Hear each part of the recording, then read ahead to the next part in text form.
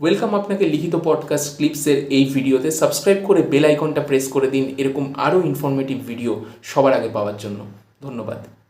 আর মোটামুটি মাধ্যমিক উচ্চ মাধ্যমিকে কেমন স্টুডেন্ট ছিলেন? ভালো, মানে দুটোতেই 80% অ্যাভাব মার্কস ছিল। আচ্ছা আচ্ছা। আহ, আচ্ছা, তো তারপরে ইঞ্জিনিয়ারিং যেমন সবাই নেয়, বেশিরভাগ মানুষ। হ্যাঁ, হ্যাঁ। আচ্ছা আচ্ছা আচ্ছা। তো তারপর মানে ক্যাম্পাসিং এ যে বসবেন না সেটা খুব কনসিয়াস ডিসিশন ছিল যে না ক্যাম্পাসিং এ না, বসবো না? আমার ক্যাম্পাসিং এ আমি বসি। কলেজ থেকে ইউনিভার্সিটি এন্ট্রি স্কিম বলে একটা প্রোগ্রাম হয়, সেখান থেকে আচ্ছা আমি ইন্ডিয়ান নেভিতে সুযোগ পাই। তারপরে আচ্ছা। আমাকে পরের বছর ব্যাঙ্গালোর যেতে হয়। আমার বোর্ড ছিল 17 এসএসবি ব্যাঙ্গালোর। তো এসএসবি, আচ্ছা মানে after SSB we get recommended for whatever Indian Navy, Army or Air Force, যেই ব্রাঞ্চটাই হোক না কেন, ট্রাই সার্ভিসের মধ্যে। তো ওখানে গিয়ে আমি জানতে পারি আমার সোয়েটি পাম আছে, আর সোয়েটি পাম একটা রিজেকশনের কারণ হয়। তারপরে এসএসবি থেকে ফিরে আসি। তারপরে আসার পর বিভিন্ন জায়গায় ইন্টারভিউ দিয়েছি। সেটা প্রাইভেট কোম্পানি, সেই বেসিক্যালি তো কখনোই মানে চাকরি পাওয়ার পরও মনে হয়েছে এখানে জয়েন না করে আরেকটু বেটার চেষ্টা করি, আরেকটু বেটার চেষ্টা করি। এইভাবেই গেটে প্রিপারেশন শুরু। তো 2018-তে আমার গেটে হয়নি, 19-এও হয়নি। 2020 সালে আমি গেট পাস করি। এতদিনে চাকরির ইচ্ছাটা কিছুটা কমে গিয়ে আমার এমটেক করা, তারপরে পড়ানো, এই দিকটাতে অলরেডি আমি মন স্থির করে ফেলেছি। ইন দ্য মিন টাইম আমি টিউশন পড়াতাম, মানে এখনের মতো এত ভলিউমে পড়াতাম না, কিন্তু টিউশন পড়াতাম। তো তারপরে গেট যখন 2020-তে, আমার মনে আছে 16ই মার্চ খুব সম্ভবত আমাদের রেজাল্ট বেরোয়, আর 23 বা 24শে মার্চ থেকে লকডাউন হয়।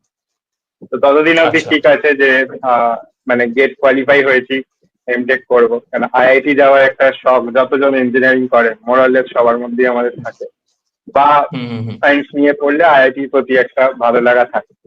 তো সবকিছু হুম ঠিকঠাকই ছিল। পরবর্তীকালে বেশ কিছু সমস্যায় আমরা পড়ে যাই, সেটা ফাইন্যান্সিয়াল সমস্যা। তখন আমার এই ডিসিশনটা নিজেকেই নিতে হয় যে আরো 2 বছর আমি আর এমটেক এর পেছনে নষ্ট করবো না। কারণ এমটেক আচ্ছা আমি যা স্কলারশিপ পেতাম, 12,400 করে বোধহয় তখন স্কলারশিপ পাওয়া যেত, সেটা পুরো ফিজ কভার আপ হয়ে যেত, আইআইটির যা ফিজ আছে কভার হয়ে যেত।